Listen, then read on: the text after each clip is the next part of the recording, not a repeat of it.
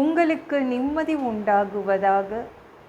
தேவனுடைய இரக்கங்கள் அதிகமாவதாக. தேவன் என்ன சொல்கிறாங்கன்னா, ஆகாய் 2:19, நான் இன்று முதல் உங்களை ஆசீர்வதிப்பேன். ஐயோ, இன்னைக்காவது என் வியாதி சரியாகாதா?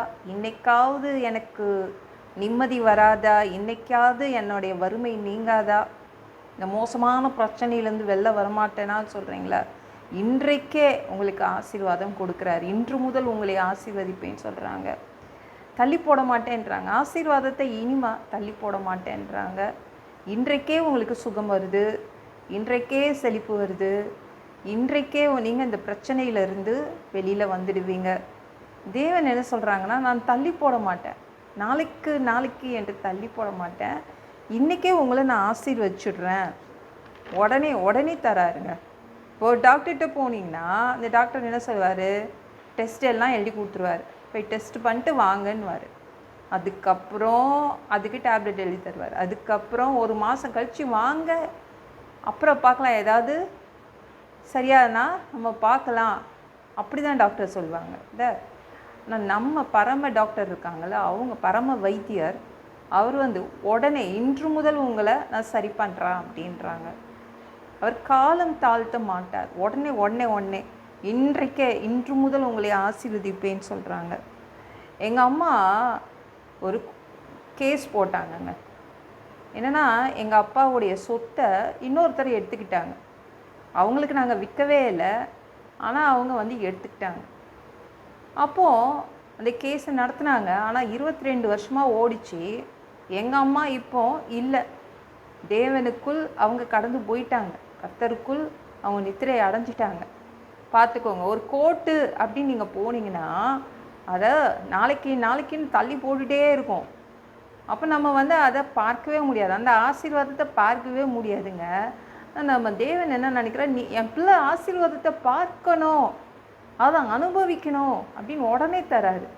கோர்ட்டு கேஸு எல்லாம் அவர் இன்று முதல் இன்றைக்கே நான் உங்களை ஆசீர்வதிப்பேன், இன்றைக்கே அந்த தீர்ப்பை எழுதி தந்துடுறேன்றாங்க. அதான் நம்ம தேவன், சரிங்களா? எதையும் தள்ளி போட மாட்டார். நாளைக்கு வரைக்கும் நீங்கள் காத்துட்ருக்க வேண்டிய அவசியம் இல்லை. மோசேவும் ஆரோனும் அந்த பார்வோன் ராஜா கிட்ட போய் இந்த அடிமைகளெல்லாம் விடுதலை பண்ணிடுங்க அப்படின்னு சொன்னாங்க. நான் பண்ணிடுறேன் அப்படி தான் சொன்னான். நான் விடுதலை கொடுத்துட்றேன் அப்படின்னா. அப்படி சொல்லும் போதெல்லாம் அவன் ஏமாத்தினான். அவன் விடுதலை கொடுக்கவே இல்லை அந்த பார்வோன் ராஜா. தேவன் பார்த்தார், ஒரு நைட்டை அடிமைகளெல்லாம் எழுப்பி விட்டு, உங்களுக்கு நான் விடுதலை கொடுத்துட்டேன், கிளம்புங்கன்ட்டார். எத்தனையோ நாள் பாக்கி, சம்பள பாக்கி அந்த பார்வோன் ராஜா.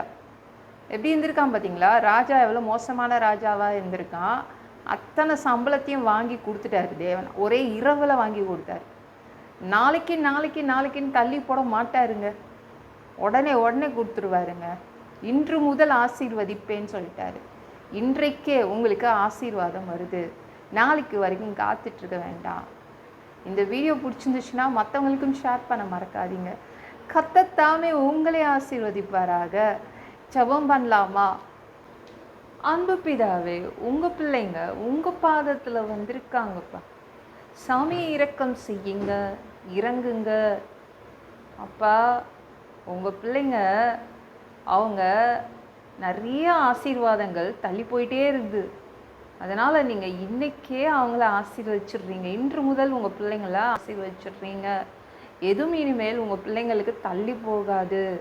எல்லா பொல்லாத பிசாசுகள், ஏவல்கள், மந்திரங்கள், தற்கொலை ஆவிகள், பயத்தின் ஆவிகள், பலவீனப்படுத்துகின்ற ஆவிகள் எல்லாம் இயேசு என்ற பெயரினை கொண்டு துரத்துகிறேன். ஓடிப்போ. உங்கள் பிள்ளைங்களை ரத்த கோடிக்குள் மறைச்சிக்கோங்க. பரிசுத்த ஆவியால் நிரப்புங்க. ஞான ஸ்நானம் எடுக்கணும், ரட்சிப்பீராக. இயேசுவின் காயப்பட்ட தழும்புகளால் எல்லா வியாதிகளும், எல்லா பலவீனங்களும், கேன்சர் போன்ற வியாதிகளும் சரியாகுவதாக, மரண படுக்கைகள் சரியாகுவதாக சாமி. பரம்பரை வியாதிகள் சரியாகுவதாக. ஒரு மனிதனாக பிறந்தா ஜீவ புஸ்தகத்தில் பேர் இருக்கணும், அப்படி இல்லைன்னா அந்த மனுஷனை பிடிச்சி நீங்கள் நரகத்தில் தள்ளிடுவீங்க. தீ எறிகிற இடத்துல எப்படி போய் வாழ்கிறதுப்பா?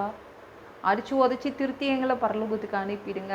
கழுவப்படாத பாவங்கள் எங்ககிட்ட இருந்துச்சுன்னா உங்கள் திரு ரத்தத்தை கொண்டு கழுவி பா எங்களை பரலோகத்துக்கே அனுப்பிடுங்க.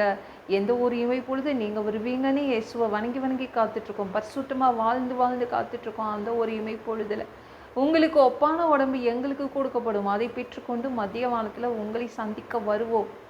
அந்த தருணத்தை நாங்கள் இழந்திடக்கூடாதுப்பா. சாமி உமக்கு நன்றி அப்பா. ஒரு மனிதனால் பரிசுத்தமாக வாழ்றது கூடாத விஷயம். அதற்கும் உங்கள் உதவி கேட்டு வந்து நிற்கிறோம் அப்பா. 7 வருடம் அந்த கிறிஸ்து ஆட்சியில் விட்டுட்டு போயிடாதீங்க. பிசாசு நடத்தும் ஆட்சியில் விட்டுட்டு போயிடாதீங்க. 1000 வருடம் இந்த பூமியை ஆட்சி செய்வதற்காக வருவீங்க பா. அந்த பொற்காலத்தை பார்க்க ஆசைப்படுறோம். எல்லாவற்றையும் ஒப்பு கொடுக்குறேன். இயேசுவின் மூலம் ஜெபம் கேளும் பிதாவே, ஆமென். நாளைக்கு பார்க்கலாம்.